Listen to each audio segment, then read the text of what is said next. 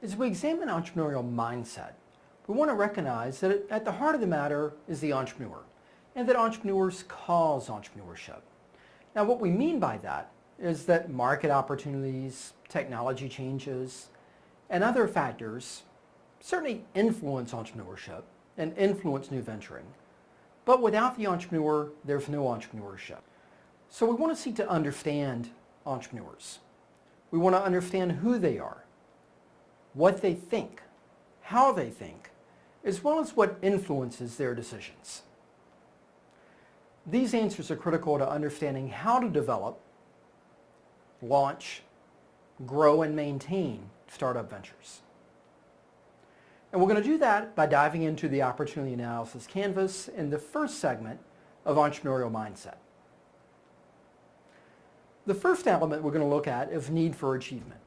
Now, what need for achievement means is that it's a preference for challenge. It's that acceptance of personal responsibility for outcomes. It's that personal drive, that element of being a self-starter, that element of being motivated. And when we look at need for achievement, Richard Branson is one great example of that could have retired decades ago. This is a subset of the companies that he started, and the number is around 400. He started very early on doing newspapers and even starting a small record label that we know now as Virgin Records. But he's gotten into spaceships and air carriers and mobile, electronics, communications, balloon flights, music festivals, a variety of things. But what we see here is that it's no longer a search for money. It's no longer a search for fame. There's some internal drive for wanting to do more, to achieve more, to accomplish more.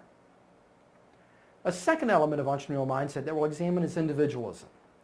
With individualism, we're looking for someone who is comfortable operating independently, who is comfortable and maybe even has a preference to go against the norm. With that, they need less approval from others. They need less support from others. They are happy in being that independent person. And with that, high individualism is associated with this element of having high levels of initiative and high levels of achievement. We see there with the son of a sign advertising company who inherited the family business in his early 20s when his father committed suicide. He started a television station a few years later.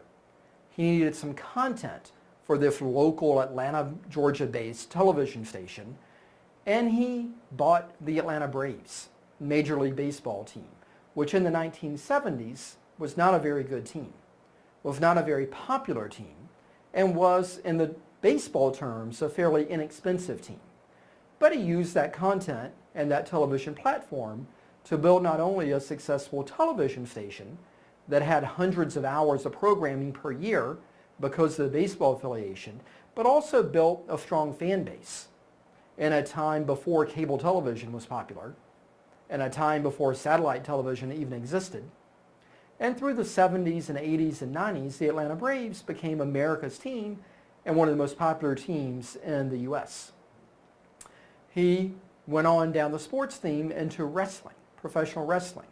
He was a pioneer in news, cable news, at a time when other people thought he was crazy to start a television station that was going to show 24-hour news. His competition was the 6 p.m. news or the 7 p.m. news. So he took something that was only on perhaps once a day, or with the morning news maybe twice a day, and made a 24-hour model. He's grown that into countless other television entities and properties. Has also done restaurants. So Ted Turner, excellent example of somebody with that individual spirit. Control is another facet of mindset that we'll examine. And with control, we're going to look at the element of locus of control in the context of internal versus external. Do you believe that you can influence the surroundings around you? Do you have an internal locus of control? Or do you have an external locus of control where you believe you're subject to your environment? So it's this element of what do you attribute outcomes to that makes the difference between are you internally or externally motivated in your locus of control. Internals are much more alert and discovering of new opportunities. They are seeking something. They are looking for something that they can take action on and bring to fruition. What we see there are one individual that looked at the credit card industry and thought he had a better way with PayPal, that looked at the automotive industry and thought that he had a better way with Tesla. And so with that, has had great success and great individual internal locus of control of believing that he and his founding team could change the online payment industry with PayPal, could change the automotive industry with Tesla, and has done it and is having great success with it. Focus is the fourth element of mindset that we'll address.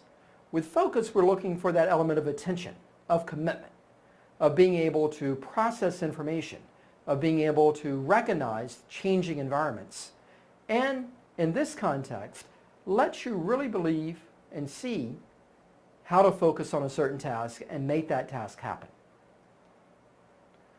Tied to focus is goal setting, and SMART goals are something that we champion in our courses and in our programs, of setting goals that are specific, that are measurable, that are attainable, that are relevant, and that are time-bound. So rather than trying our best, which typically means we underperform, we want not to set an ambition of selling a lot of shirts, but to make the commitment to sell a certain number, perhaps 100, at a certain price, perhaps $10 each, at a certain time, perhaps by Friday. So when you think about goal setting and when you think about new venturing, we challenge you to set SMART goals for yourself, because try your best often doesn't get things done. The fifth element we'll look at is optimism. And with this, we want entrepreneurs that believe in themselves and believe in the opportunity and believe that they can make big things happen. Now, optimism can have its downsides. We might overlook critical elements. Excessive optimism might bring elements of risk that are exceptionally high. So we like to be perhaps cautiously optimistic, but optimistic nonetheless.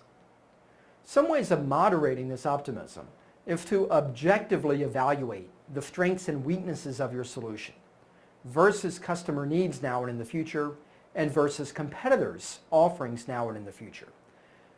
You can also balance your optimism and be an informed optimist by gathering information from potential customers, from experts, if they're friends and family that have some expertise, getting their knowledge as well to validate your beliefs and challenge your assumptions. So in summary, when we think about entrepreneurial mindset, we want to recognize achievement and need for achievement and recognize the role that this plays. We want to think about how individualism influences our decision making. We want to recognize locus of control and try and foster an internal locus of control within ourselves. We also want to be effective in focus and achieve things and set SMART goals. And we want to be an optimist while managing the risk associated with overconfidence.